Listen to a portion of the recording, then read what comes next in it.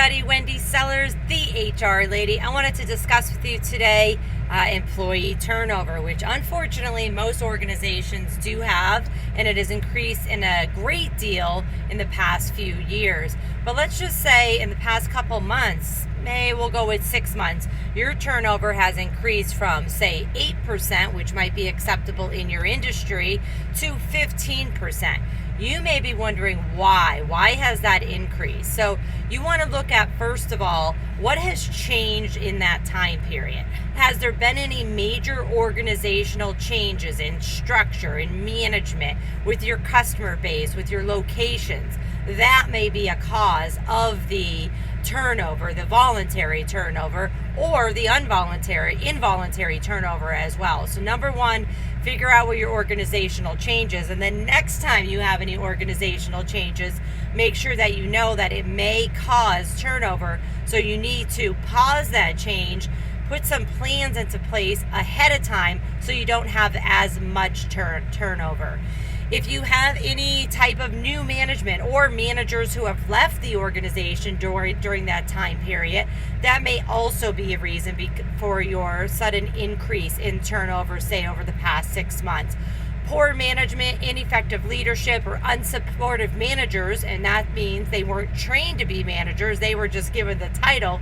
It can significantly impact employee satisfaction and contribute to high turnover.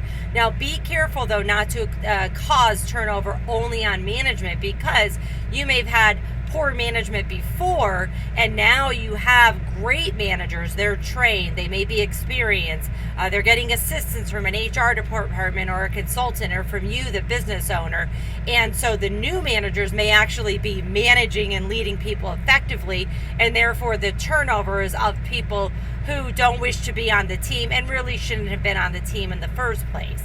And then also you want to look at any growth or opportunity. So let's just say you've had this drastic change in turnover, whether it's voluntary or involuntary, in the past 6 months.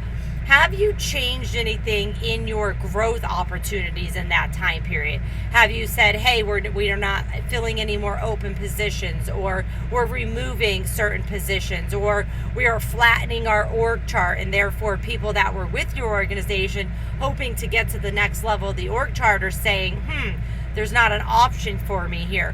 That's okay if that's what you've decided, but that may be a reason why you have turnover. So what I say is see what other type of opportunities you have for your employees to grow. They may just want to grow their skill, but not actually become a supervisor or a manager. And let's face it, do we blame them? Being a supervisor and a manager and a leader is hard work. Finally, the last thing that I want to talk about in this short video is compensation and benefits.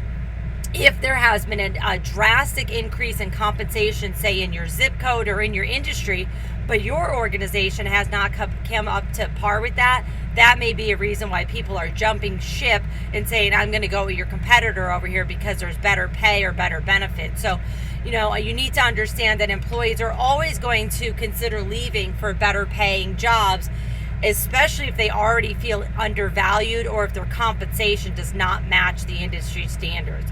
With that said, if you are experiencing high turnover in a certain period, try to look at the core causes, stop what you've been doing, stop the negative things. Again, if they're positive changes, you may lose people just because they don't want to be going through with those changes, and that might be okay.